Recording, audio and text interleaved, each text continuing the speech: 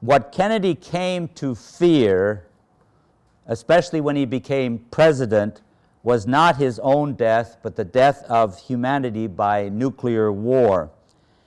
Kennedy's fear of nuclear war deepened after his 1961 meeting with Soviet Premier Nikita Khrushchev in Vienna, the only meeting they ever had, the two Cold War leaders. The summit meeting with Khrushchev had deeply disturbed Kennedy. The American president thought the Soviet chairman had shown no real concern about nuclear war, and that he was unwilling to compromise, making a nuclear holocaust far more likely. Kennedy saw a terrifying storm coming, yet if God had a place for him, he believed that he was ready. John F. Kennedy was in the same dire position every U.S. president has been in since World War II. As president, Kennedy was under the control of what his predecessor, Dwight D. Eisenhower, identified in his farewell address as the military-industrial complex. Eisenhower said, its total influence, economic, political, even spiritual, is felt in every city, in every state house, every office of the federal government. The military-industrial complex, more powerful today than ever, imprisons the president.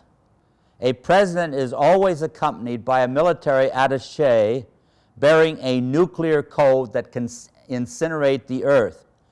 That gun to the world is a gun to the president. When he accepts the power to kill everyone, the president becomes a prisoner, morally and politically, to the demands of our national security state. Whether his name is Dwight D. Eisenhower, John F. Kennedy, or Barack Obama, once he accepts nuclear power over the world, his permissible movement as president is confined to a very tight space, tighter than we as citizens might imagine. President Kennedy rebelled against the economic, political, even spiritual influence that President Eisenhower described. During JFK's 2 years and 10 months in power, while that power pressured him relentlessly, he compromised with it to survive a few months. But in the end, he stood his ground and took the bullets. Kennedy's transformation was prophesied in a strange way 1 year into his presidency by the man I was referring to, Thomas Merton. In a letter that Merton wrote to a friend from Merton's Abbey of Gethsemane in the hills of Kentucky, a letter he wrote in January 1962, just 1 year after Kennedy became president. What is needed in the president is really not shrewdness or craft, but what the politicians don't have: depth, humanity, and a certain totality of self-forgetfulness and compassion, not just for individuals, but for humanity as a whole, a deeper kind of dedication. Maybe Kennedy will break through into that someday by miracle, but such people are before long marked out for assassination. The unspeakable is a term that Thomas Merton coined at the heart of the 60s after JFK's assassination.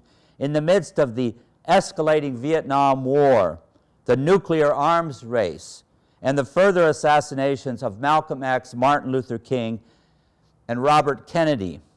In each of those soul-shaking events, Merton sensed an evil whose depth and deceit seemed to go beyond the capacity of words to describe. Nuclear war was an expression of the unspeakable.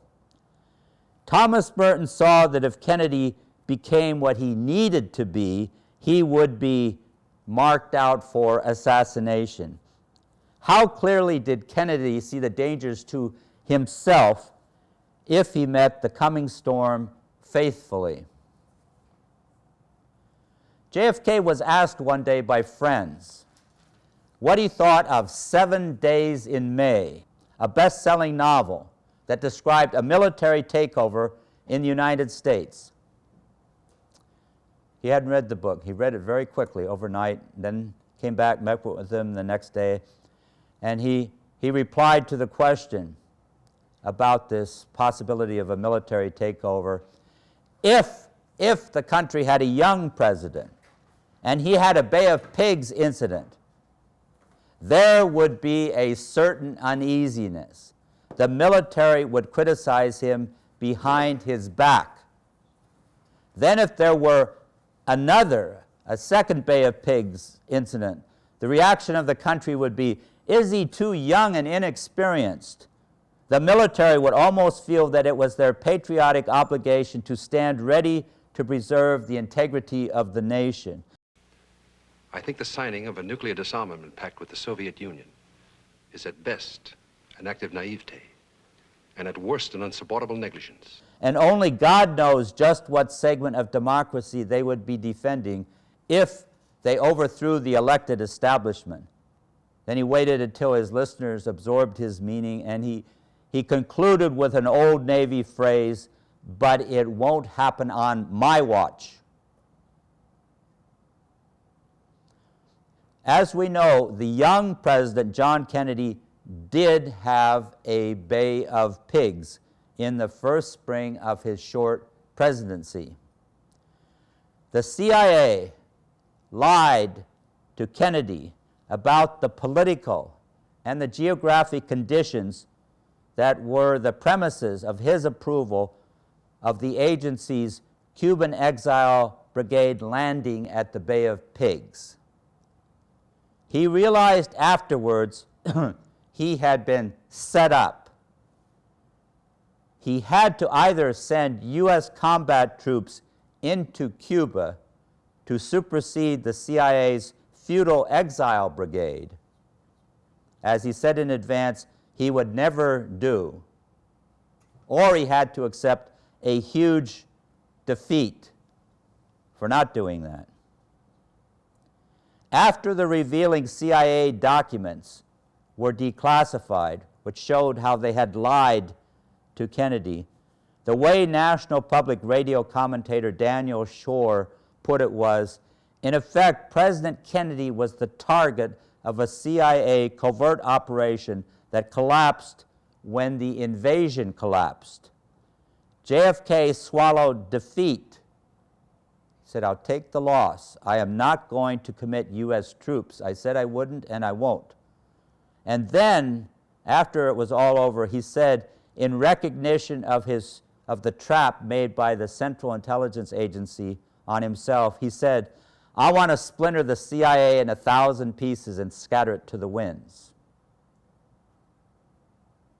The Bay of Pigs enabled President Kennedy to see the cloaked demands of the CIA and the Pentagon as a usurpation of his power as president. He began to break free from his military and intelligence commanders. Prisoners get shot for doing that. JFK's decision to fire the director of the CIA, Allen Dulles, and his deputies in the wake of the Bay of Pigs for their lying to him was his first step toward freedom, meaning also death. When JFK bowled over Kingpin Allen Dulles, the CIA head, who would return to power as the most influential member of the so-called Warren Commission that investigated his assassination. Actually, it should have been called the Dulles Commission. It was Allen Dulles, the old head of the CIA, whom Kennedy had fired, who was responsible for all the major processes of the so-called Warren Commission. So when Kennedy fired Allen Dulles, this upstart president, from the standpoint of the CIA, was acting as if he were in charge, not his military and intelligence commanders. Kennedy was shocked by the CIA's scheming against him at the Bay of Pigs. And the CIA, in turn, was shocked by Kennedy's removal of Dulles. Who did he think he was? The steel crisis, which is almost never mentioned even in a Kennedy biography nowadays, that was his second Bay of Pigs, his second step toward freedom and death. On April 10, 1962, the chairman of the U.S. Steel Corporation, a man named Roger Blau, informed President Kennedy that Blau's company was raising steel prices by 3.5%, breaking an agreement to control inflation that the president had just brokered between U.S. Steel and the United Steel Workers. U.S. Steel was joined publicly in the price hike by 5 other companies already in collusion with it. JFK was furious at being double-crossed. He and Attorney General Robert Kennedy launched an all-out campaign to force the heads of the 6 colluding companies to cancel their price increase. The Justice Department raided Big Steel's corporate offices. Robert Kennedy subpoenaed the steel executives' personal and company records. The Kennedys were going for broke. Most ominously for Big Steel, the president ordered the Defense Department to market its steel business overseas so as to take huge profits out of the hands of U.S. Steel and its cohorts at the heart of the military-industrial complex. Faced by the fact that the Kennedys meant business, their business, the steelheads surrendered quickly, rescinding their price raise.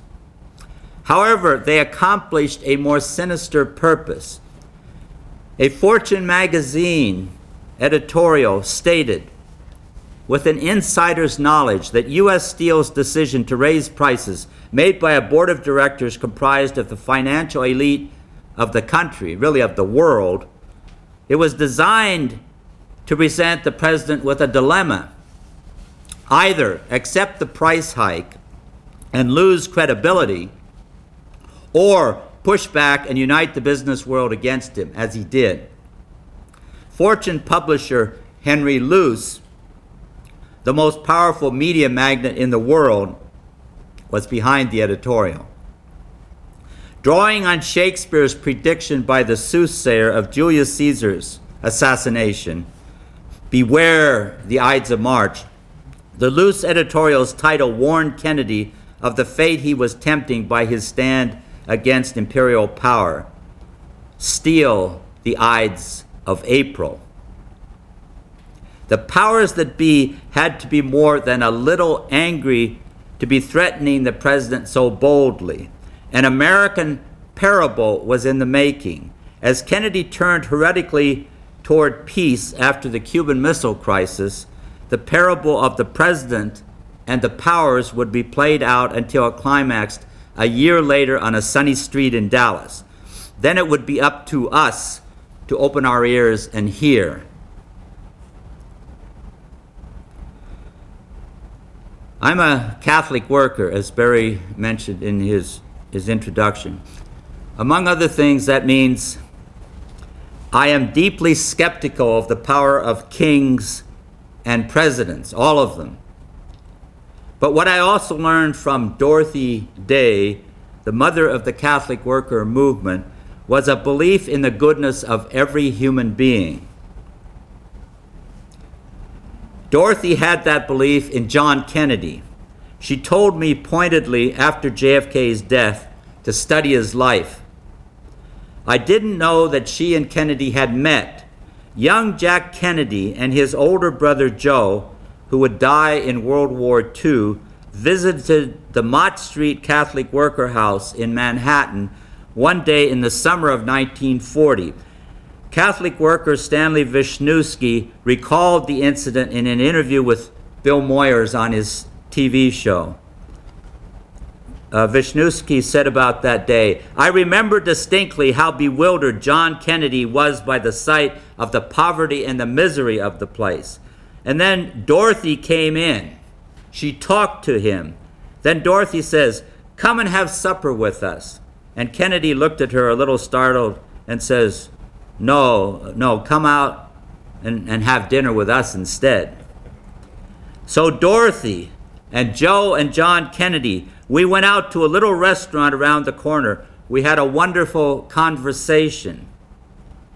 They talked," this is the way Dorothy put it in her book, Loaves and Fishes. She said, "They talked long into the night," she said, "of war and peace and of man and the state." Even when Dorothy Day was marching and speaking out decades later against JFK's Cold War policies, something about him struck the chord of her belief in human goodness. So she said, after he was killed, she said to me, "Pay attention, learn more about his life." It took me over 30 years to follow her recommendation. Yes, we can learn more from his life and his death. In the Cuban Missile Crisis, President Kennedy had to confront the unspeakable in the form of total nuclear war. At the height of the terrifying conflict that his own anti-Castro policies had helped precipitate, he felt the situation spiraling out of control, especially because of pressures and provocations by the Pentagon, led by General Curtis LeMay. LeMay was ordering all kinds of provocative actions against the Soviet Union to tempt them to just make some sign of possible attack. He sent the U.S. SAC bombers, Strategic Air Command bombers, just onto the edge of the Soviet airspace, beyond where they would normally fly with their nuclear warheads, in hope that they would provoke the Soviets to some sign of a possible launch, and then they would massively come in with a superior number of nuclear warheads and bomb the Soviets. How John and Robert Kennedy felt then, at that time, is best conveyed by Roberts. Of course, Robert is the Attorney General, and he's with his brother, the President. Robert's description of his brother at one of the most terrible moments of the crisis. On Wednesday, October the 24th, a report came in that a Soviet submarine beneath the surface was about to be intercepted by U.S. helicopters with depth charges, unless by some miracle the two Soviet ships that it was accompanying turned back from the U.S. quarantine line. It was a blockade. Kennedy called it a quarantine to make it a little bit less belligerent sounding. At that moment, the president feared he had lost all control of the situation and that nuclear war was imminent, that it was about to happen. Robert looked at his brother, and he described it later by, he said his hand went up to his face and covered his mouth. He opened and closed his fist. His face seemed drawn, his eyes pained, almost gray. We stared at each other across the table. For a few fleeting seconds, it was almost as though no one else was there and he was no longer the president. Then the miracle occurred. Through the enemy, Nikita Khrushchev, head of the Soviet Union, Khrushchev ordered the Soviet ships to stop dead in the water rather than challenge the U.S. quarantine. At that moment, he saved John Kennedy and everyone else. What moved Khrushchev to his decision? The incident goes unmentioned in his memoirs, as does another hidden chapter of events that may help to explain it. Nikita Khrushchev's secret correspondence with John Kennedy. Khrushchev had sent his first private letter to Kennedy on September the 29th, 1961. From the Soviet premier's retreat, his his home beside the Black Sea. He began the letter to Kennedy, his secret letter to Kennedy, describing the beauty of the scene as he looked out at the water. And he said, "This must be preserved. This world must be preserved. We must not fail to stop nuclear war." When that letter, which was 26 pages long to Kennedy, was wrapped in a newspaper, it was brought to Kennedy's press secretary by a Soviet so-called magazine editor. He was really a secret agent for the Soviet government. In his letter to Kennedy, Khrushchev emphasized his common ground with the president, what they had in common, by a biblical analogy. This is the communist, the atheist Khrushchev writing to the capitalist Christian president, and he uses the biblical analogy. Khrushchev said he liked the comparison of their situation with Noah's Ark, where both the clean and the unclean found sanctuary on the ark. But regardless, he said, of who lists himself with the clean and who is considered to be unclean, they are all equally interested in one thing, and that is that the ark should successfully continue its cruise. And we have no other alternative. Either we should live in peace and cooperation so that the ark maintains its buoyancy, or else it sinks. Kennedy responded privately to Khrushchev from his own place of retreat beside the ocean, Hyannisport. And the president described the scene there. Yes, we must keep this world alive. The president agreed wholeheartedly with Khrushchev's biblical image. He said, "I like very much your analogy of Noah's Ark, with both the clean and the unclean, determined that it stay afloat. Whatever our differences, our collaboration to keep the peace is as urgent, if not more urgent, than our collaboration to win the last world war." So it was that even as they faced each other on the verge of total nuclear war a year later, it was thanks to their secret letters that each man knew the other as a human being he could respect. They also knew that they had once agreed warmly that the world was a Noah's Ark, where both the clean and the unclean had to keep it afloat. It was in just such a world, where clean and unclean were together under a nuclear threat, that Khrushchev stopped his ships dead in the water and the ark remained afloat. Yet the missile crisis was not over. Work on the Soviet missile sites in Cuba was actually speeding up. Then a Soviet surface-to-air missile shot down a U.S. U-2 reconnaissance plane over Cuba. The high-flying U-2 planes were going over Cuba during the crisis, and the Air Force pilot, the U.S. Air Force pilot, was killed when the plane was shot down. The Joint Chiefs of Staff and the Executive Committee of the National Security Council of the United States had already recommended immediate retaliation, attack, bomb them immediately if they shoot down one of our surveillance planes. So they're now around President Kennedy urging an all-out attack early the next morning, destroy all the missile sites. They've shot down our plane. There was the feeling, said Robert Kennedy, that the noose was tightening on all of us, on Americans, on humankind, and that the bridges to escape were crumbling. Nuclear war. However, JFK called off the Air Force reprisal for the U-2's downing. He said, no, we're not going to do that. He continued to search for a peaceful resolution. Then the president and his brother, the Attorney General, met in the Oval Office, and JFK shared with his brother his deepest fear. The thought that disturbed him the most, Robert said, and that made the prospect of war much more fearful than it would otherwise have been, was the specter of the death of the children of this country and all the world. The young people who had no role, who had no say, who knew nothing even of the confrontation, but whose lives would be snuffed out like everyone else's. They would never have a chance to make a decision, to vote in an election, to run for office, to lead a revolution, to determine their own destinies. It was this, wrote Robert in notes published after his own assassination, that troubled him most, that gave him such pain.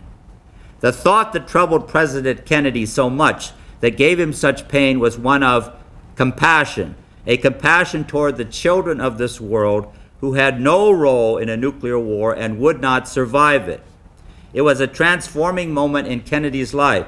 It was what Thomas Merton had envisioned when he wrote, "Maybe Kennedy will break through into that totality of self-forgetfulness and compassion someday by miracle.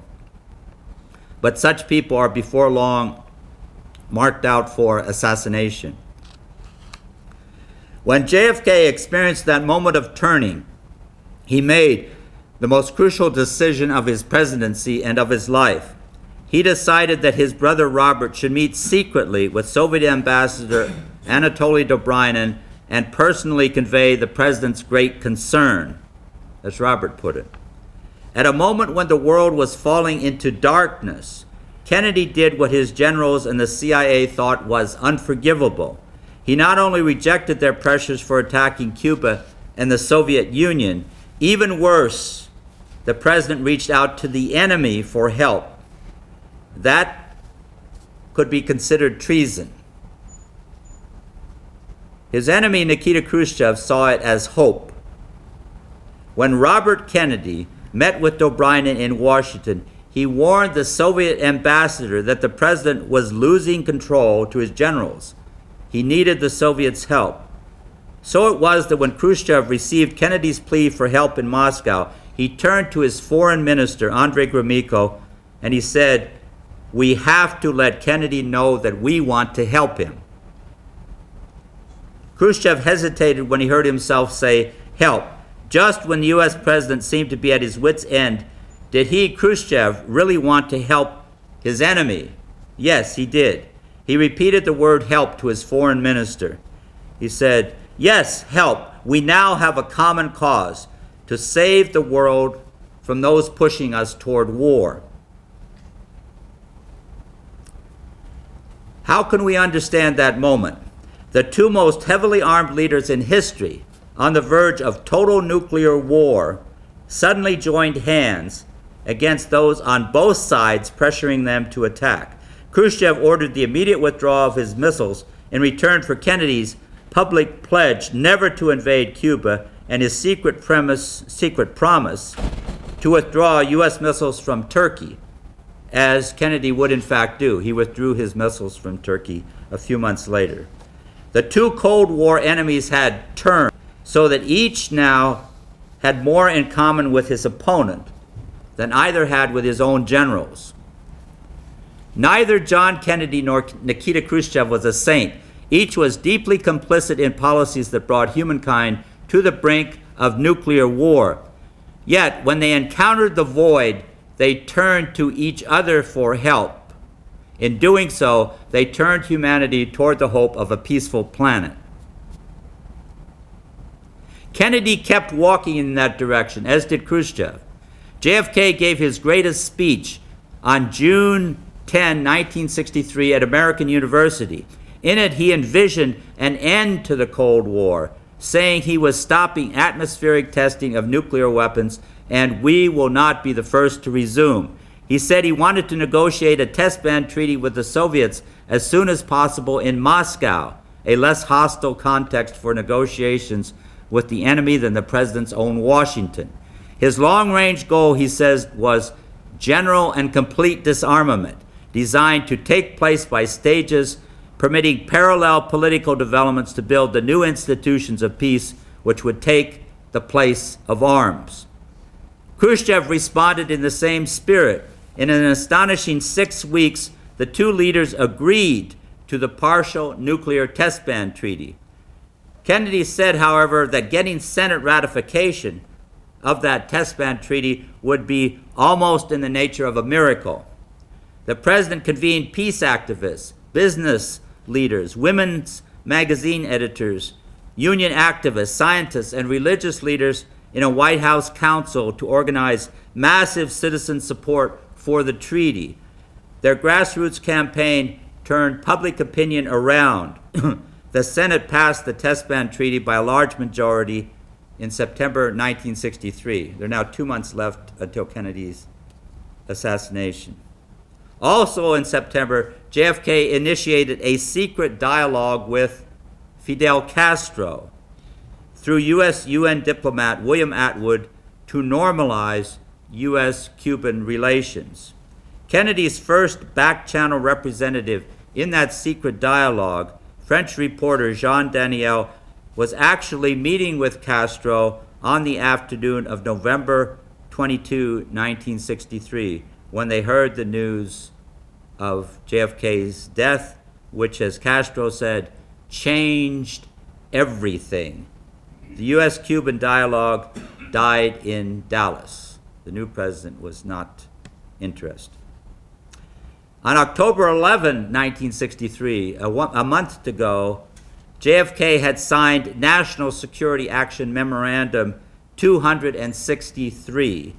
It ordered a U.S. troop withdrawal from Vietnam, bringing home 1,000 U.S. military personnel by the end of 1963, and by the end of 1965, the bulk of U.S. personnel, an order that the new President Johnson quietly voided. The Vietnam War was reignited in Dallas.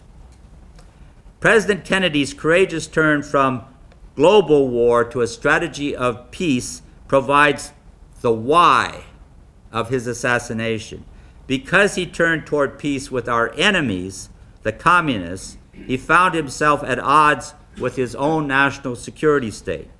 Peacemaking had risen to the top of his agenda as president. That was not the kind of leadership that the CIA, the Joint Chiefs of Staff, and the military-industrial complex wanted in the White House. Given the Cold War dogmas that gripped those dominant powers, and given Kennedy's turn toward peace, his assassination followed as a matter of course. It was a transparent act of state. Just as John Kennedy did, Barack Obama had a Bay of Pigs early in his presidency. He became the target of a covert operation that trapped and compromised him as president. In the case of President Obama, the challenge to his authority as commander-in-chief came not from the CIA, but from the Army, and not in Cuba, but in Afghanistan. As in Kennedy's case, Obama's response to the entrapment established the pattern of his presidency, but in a direction opposite to Kennedy's. Obama has become an obedient servant to his national security state, and as a result, a source of despair to many of his supporters. The critical background to President Obama's June 2010 firing of General Stanley McChrystal for his outlandish Rolling Stone interview was McChrystal's close relationship to the man President Obama named to replace him. The president's newly appointed Afghan commander, David H. Petraeus, was McChrystal's boss and mentor. In September 2009, General McChrystal had been General Petraeus's point man in a Pentagon threat of revolt unless the president escalated the Afghan war. Heavily supported by Republican leaders, General McChrystal pressured Obama publicly by a series of statements questioning the president's initial resistance to the general's recommendation of 40,000 more troops. General Petraeus then also went public, telling a columnist the U.S. would fail in the war unless the president gave them the troops they needed. Obama's generals were conducting a media war to force him into a decision that they had already chosen for him. As Secretary of State Colin Powell's former top aide, Colonel Lawrence Wilkerson, observed, Petraeus and McChrystal have put Obama in a trick bag. As Bob Woodward reported in his new book, just published this past month, Obama's Wars, the president was blocked at every turn by his war cabinet as President Obama sought alternative troop options and as he sought an exit plan from the war. However, the generals wanted their troop surge. They wanted an open-ended strategy for the war. They provided no exit plan. "You're not really giving me any options," President Obama told them. He said, "You agreed to go back and work those up." Instead, the generals kept pressuring him for the same troop increase under different guises in a war without end. They just gave him the same old options, changing the wording a little bit, but no exit plan, no possibility of getting out. So President Obama said, "That's unacceptable." Then Obama told civilian advisors and the military heads, he said, "They're really cooking the thing in the direction they wanted. They are not going to give me a choice." That's the same thing that happened to President Kennedy, not only in the Bay of Pigs, but also in his efforts to get out of Vietnam. He kept asking his generals in Vietnam to present him with the process of an exit plan from the war. They never did that. Finally, he just wrote out his own national security memorandum, and he said, 1,000 troops out this year, everybody out in 2 years. That's how he did it. In the case of President Obama, the president finally gave his generals 30,000 more troops, while setting a shaky condition-based date of next July for a beginning withdrawal. The generals then claimed victory. General Petraeus was pleased. His counterinsurgency strategy was alive and well. As he let Woodward know, "If the president had told me at the beginning that it would come out with this strategy and 30,000 more troops, I would have taken it in a second." Moreover, General Petraeus said privately he continued to see no end in sight in Afghanistan. He said, "You have to recognize also that I don't think you win this war. I think you keep fighting. This is the kind of fight we're in for the rest of our lives and probably our kids' lives." When Obama replaced McChrystal half a year later by the more subtle, more controlling Petraeus, it was a further submission to the military authorities that the president was elected to command. After JFK was set up by the CIA with the Pentagon's support at the Bay of Pigs, that new young president bucked his national security state, firing his main adversary, Cold Warrior-in-Chief Allen Dulles. When President Obama was set up by General Petraeus, General McChrystal, and their colleagues to escalate the war in Afghanistan, our new young president, after, to his credit, months of deliberation, reluctantly went along with them. His later insertion of General Petraeus as his new Afghan commander put the most likely Republican candidate for president in 2012, General David Petraeus, in an ideal running position. Because Bush's surge of occupying troops in Iraq under Petraeus has somehow been judged a win, Obama will be scapegoated with the loss if a proxy government in Iraq fails after his troop withdrawal.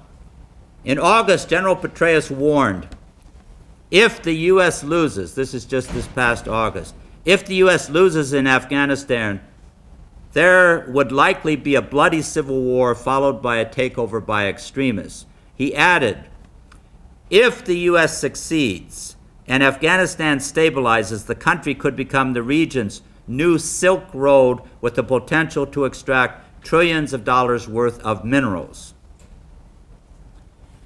If General Petraeus fails in his counterinsurgency war to pacify that new road to corporate profits, he can keep on saying he needed more troops and more time to win there, preparing the political ground for another Obama loss. Petraeus can then return home for a Republican draft to run for president. Obama, by surrendering to his generals, has been trapped in the same kind of plotting Kennedy had the insight and the courage to resist. Barack Obama is also a very smart and a sometimes courageous man. Why did he submit to his generals by widening a disastrous war? Did he think he could at least use his waning power to improve the domestic state of the Union while hoping he could somehow eventually find a way out of our downward spiral of war in Afghanistan, Pakistan, and Iran. If so, he will finally have to say no, for the sake of us all, to his generals and the powers behind them. They will always want the troops to fight more battles for the rest of our lives and probably our kids' lives toward the end of trillions of dollars worth of minerals on a new Silk Road. Can any president of the United States turn toward peace without being threatened, set up, and if necessary, from the standpoint of our national security state, assassinated? Because of our unwillingness to connect the dots of Dallas with those of Washington, U.S. citizens have been unable to raise that post-JFK question to consciousness. In the Washington of Barack Obama, where some speak of a president's assassination casually and others deliberately, it is time that we dealt with the question in a serious way. John Kennedy did. JFK was deeply conscious of the risks that he was taking for peace. He was not afraid of death. As a biographer observed, Kennedy talked a great deal about death and about the assassination of Lincoln. Lincoln, the man that Thomas Merton thought Kennedy didn't seem to be matching up to. Kennedy's conscious model for struggling truthfully through conflict and being ready to die as a consequence was Abraham Lincoln. On the day when Kennedy and Khrushchev resolved the missile crisis, JFK told his brother Robert, referring to the assassination of Lincoln, "This is the night I should go to the theater." Robert replied, "If you go, I want to go with you." They would both go soon. Kennedy prepared himself for the same end Lincoln met during his night at the theater. As we saw from Presidential Secretary Evelyn Lincoln's midnight discovery of that little slip of paper that JFK had written on, he had adopted Lincoln's prayer. "I know there is a God, and I see a storm coming. If he has a place for me, I believe that I am ready." Kennedy loved that prayer. He cited it repeatedly. More important, he made the prayer his own. In his conflicts with Khrushchev, then more profoundly with the CIA and the military, he had seen a storm coming. If God had a place for him, he believed that he was ready. For at least a decade, JFK's favorite poem had been Rendezvous, a celebration of death. Rendezvous was by Alan Seeger, an American poet killed in World War I. Alan Seeger, like Kennedy, was from Harvard. And like Kennedy, he volunteered for war. The poem was Seeger's affirmation of his own anticipated death. The refrain of Rendezvous, "I have a rendezvous with death," articulated John Kennedy's deep sense of his own mortality. Kennedy had experienced a continuous rendezvous with death in anticipation of his actual death. From the deaths of his PT boat crew members, from drifting alone in the dark waters of the Pacific Ocean, from the early deaths of his brother Joe and sister Kathleen, and from the recurring near-death experiences of his almost constant illnesses. He recited Rendezvous to his wife Jacqueline in 1953 on their first night home in Hyannis after their honeymoon. She memorized the poem. She recited it back to him over the years. In the fall of 1963, Jackie taught the words of the poem to their 5-year-old daughter, Caroline.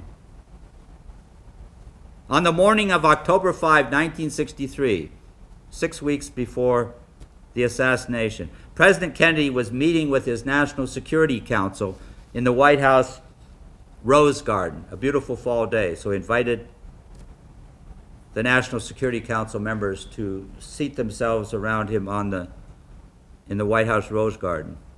And then Caroline suddenly appeared at her father's side. She was tugging at his coat. She said she wanted to tell him something. He tried to divert her attention while the meeting continued.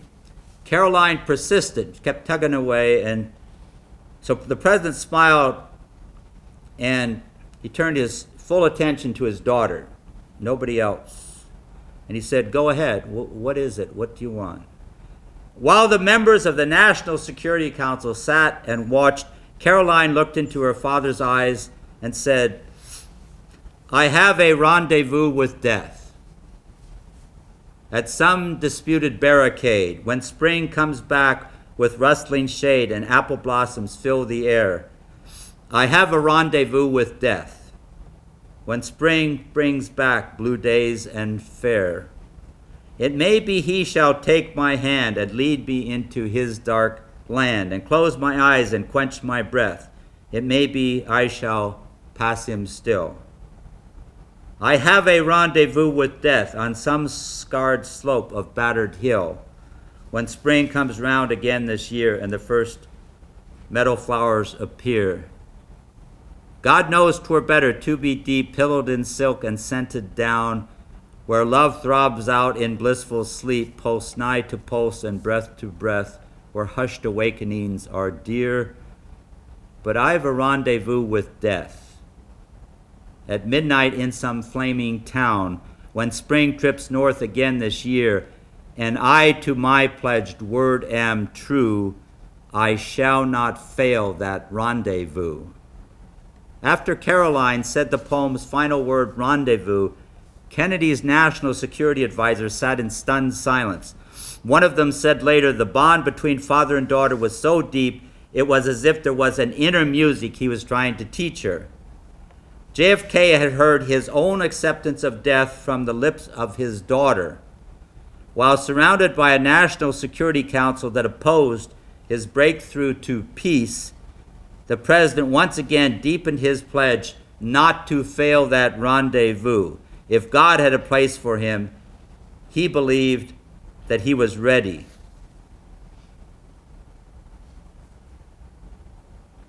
Once we face the why of Kennedy's assassination, never really mysterious, and now a story documented by the mass of files made public by the Assassination Records Review Board, we can deal with an obvious question that has likely passed through the mind of President Barack Obama. Can a peacemaking president survive a war-making state?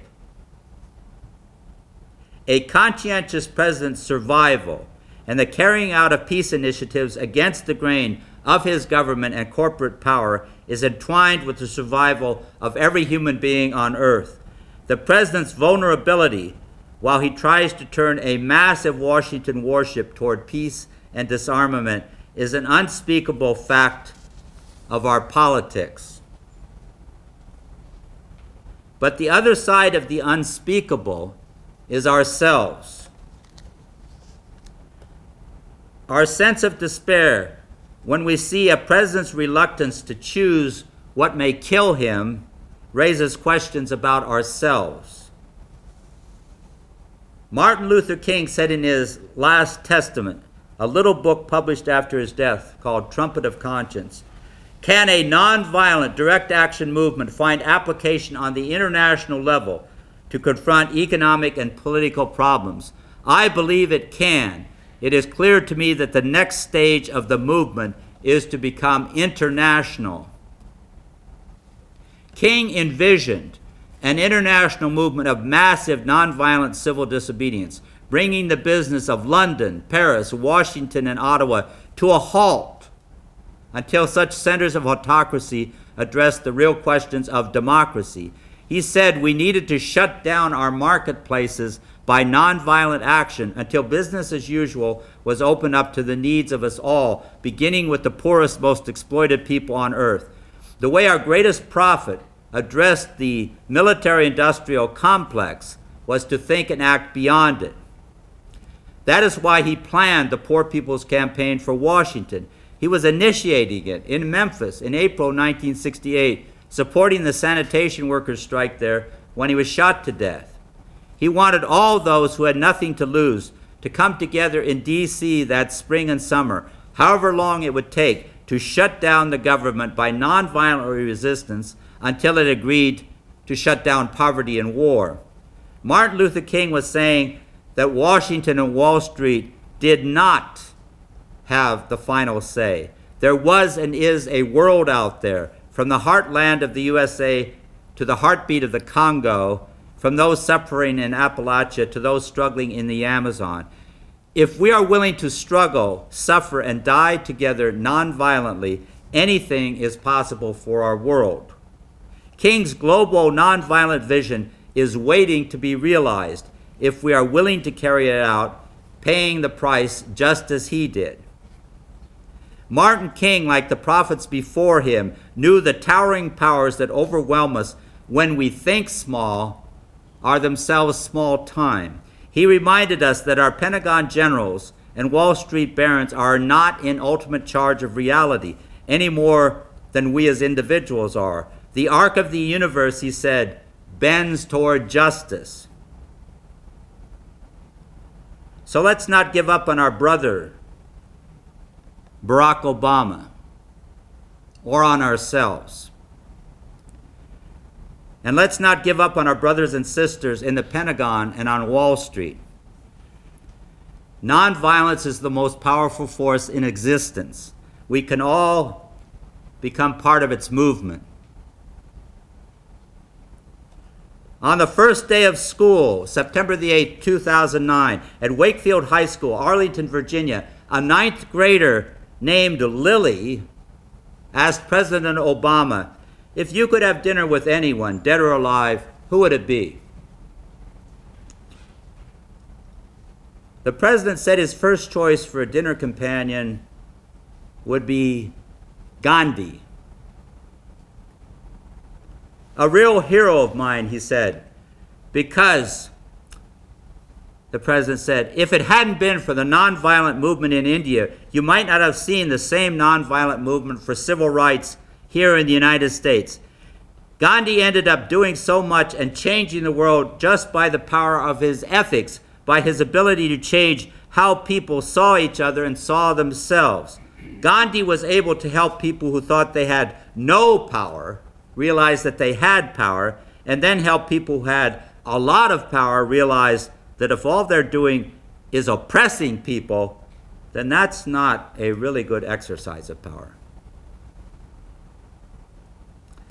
So maybe we all need to sit down for a meal with Gandhi. One that would be, as President Obama told Lily, a really small meal. Because Gandhi didn't eat a lot. What Gandhi would say to us over that small meal, he did say at the end of his life to a U.S. writer, Vincent Sheehan, who traveled halfway around the world from a farmhouse in Vermont to question Gandhi on vital matters. Sheehan anticipated that Gandhi was about to be assassinated, as Gandhi would be in Sheehan's presence 3 days later after this conversation. As the two men, Vincent Sheehan was a very big man, Gandhi's not so big. And as they paced a room together, Gandhi told his American visitor, with reference to World War II, culminating in the atomic bombing of Hiroshima and Nagasaki, Gandhi said, your ends may have been good, but your means were bad. That is not the way of truth. If Gandhi's earnest conversation partner were Obama, not Sheehan, and the time today, perhaps the next question would be, what is the way of truth in Afghanistan? For Gandhi, truth was God. Truth force was his term for nonviolence, satyagraha. Gandhi acted on the belief that there is nothing that we as human beings can do that is more powerful, more transforming than to live out the truth as we know it at the deepest point in our conscience. In dialogue today with a powerful man who knows that oppressing people is not a really good exercise of power, Gandhi would say that hearing the truth and acting on it, regardless of the consequences to one's power and oneself, would be the way of truth in Afghanistan and in Washington. As politically confining as the White House is, it is for that very reason an ideal place to live out the truth, as President Kennedy did. The ultimate reach of Lily's question is a challenging one for us all, and President Obama's Gandhian response is a seed of hope. The month before his election as president, Barack Obama also invoked Gandhi as an inspiration. On that occasion, Gandhi as the community organizer of a massive nonviolent revolution. President-to-be Obama said, "Gandhi's portrait hangs in my office to remind me that real change will not come from Washington. It will come when the people united bring it to Washington." Obama's pre-election Gandhi statement included a reference to the war in Iraq. He said, "We've watched our standing in the world erode as we continue to lose American lives in a war that should have never been authorized and never been waged." Candidate Obama's words on Iraq apply with equal urgency today to the war in Afghanistan and the threatened war in Iran in the context of a global strategy of war on terror that, as Gandhi would say, is not the way of truth. John Kennedy recognized that the wars he was pressured to wage in Cuba, Vietnam, and the Soviet Union, all claimed as strategic parts of a global war on communism, were not the way of truth. With great courage, he turned away from those wars and from the false ideology of war that justified them. The truth of peacemaking. Had he not done so in the Cuban Missile Crisis, our planet would now be a nuclear wasteland. We can give thanks for the courage that took him to Dallas. Yet the vision of Gandhi and King and the words of Obama remind us that the impetus for the kind of nonviolent change that is the condition for our survival will not come from Washington. It will come when the people united bring it to Washington. To the powers that dominate the president and the world, the most unspeakable reality of all would be our discovery as a people, all over this country and this globe, of a force more powerful than war. The arc of the universe bends toward justice on earth, if we can believe in it and act on it. Let it be. And anything you'd like to share, now's the time.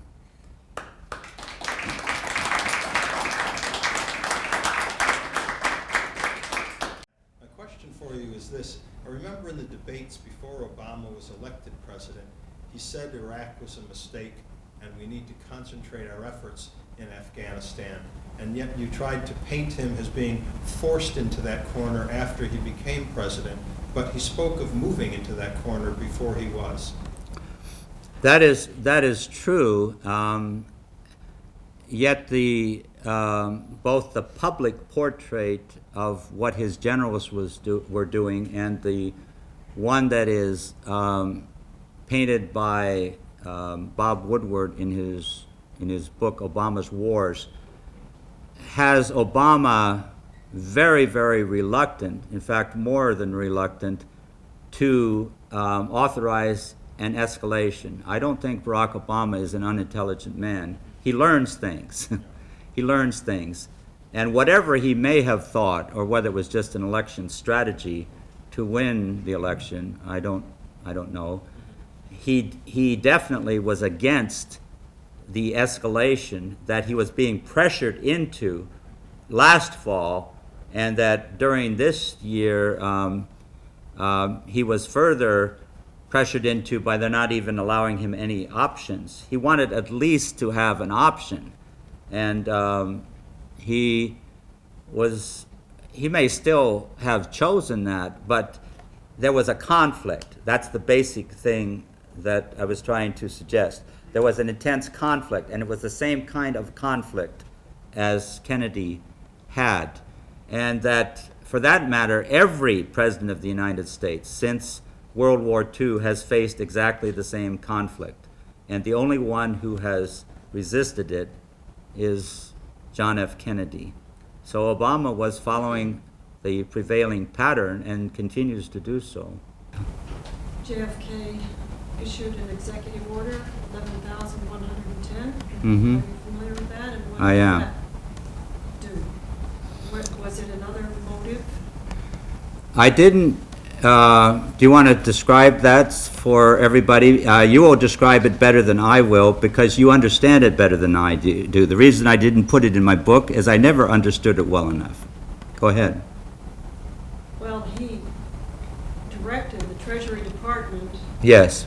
to begin to bypass the Federal Reserve by Yes. issuing silver Yes. currency, Yes. therefore taking the private ownership of our currency out of the hands of a private bank, the Federal Reserve, and putting it back into what the Constitution calls for, which is currency by the Treasury Department issued with no payments to private entities for that currency with which we do all of our exchange in the United States and the world. If Kennedy did that, that was step 1 to ending the Federal Reserve, which was not allowed in the Constitution. Do you think that was a motive? If what you just said is entirely accurate, of course it was a motive, and that alone could have gotten him assassinated, not even speaking about any of the other things that I did. I could not ever, I have since found some stuff that might help me to understand that better. I didn't put anything in the book that I couldn't understand sufficiently to explain to other people, or that I couldn't trace in a way that I could put in an end note at the end of the book. So I suggested the same kind of thing you're talking about in his conflict with the powers, the economic powers that be in relation to the steel crisis. But the steel crisis was not as significant as what you just described, if that in fact was its significance. And I hope to understand that better, and I thank you for raising the question. Why would he have done that? Why would he have done that? Because it was right. It was right and just that the people of the United States not be exploited by the corporate powers of the world who control the Federal Reserve. Were there any other motives that you're aware of that you were not able to document that you would share with us? Not really. I think that would have been an extraordinarily serious one. What about stopping nuclear power, nuclear weapons by other countries in the world? Well, that's a possibility, but I don't think it relates specifically to President Kennedy's assassination. I think it relates possibly to a later assassination. And I hope to tell that story. It's a very important story. You're going like this, and that's because I haven't reached a point where I want to get into it very deeply because I don't understand all the details of it. I think that to stop the non-proliferation of nuclear weapons was a deep commitment on the part of John F. Kennedy and also of his brother. I appreciate your sympathy for Obama's condition and Mhm. plight in the White House. Yeah. But I'd like you to clarify or address the fundamental differences, it seems to me, between the Kennedy administration, which was one where he actually won the election, as opposed to the kind of ersatz phenomenon of Barack Obama. The kind of what? Ersatz. Essentially, my assessment is that he essentially was put together by a number of people, largely derived out of Chicago. Uh-huh. And we were there watching this Yeah. phenomenon in Chicago. Yeah, yeah. And my question is really, how much wiggle room do you believe that Obama would have, given that he has to sign on to huge lies, the lie of 9/11, the Sure. lie of the Muslims in any way responsible for 9/11, and he has to perpetuate this lie, which undermines his presidency from the start unless he addresses it. I agree with what you're saying, but to back up a bit on Kennedy and to offer some less positive words than what I just said, I remember the election campaign of John F. Kennedy. He was an extremely hardline Cold Warrior during that election campaign. In fact, more so even than his opponent, Richard Nixon, in regard to Fidel Castro. Kennedy also emphasized a missile gap with the Soviet Union, which was not a reality, which he realized soon after his election as president was not true. Kennedy also emphasized a missile gap with the Soviet Union, which was not a reality, which he realized soon after his election and president was not true.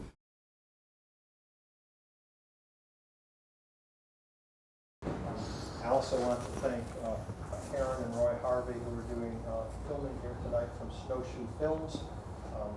They cover a number of major peace activists around the world on their website, which you can find by Googling Snowshoe Films, and I want to thank them very much for making the point to come here and cover this event tonight.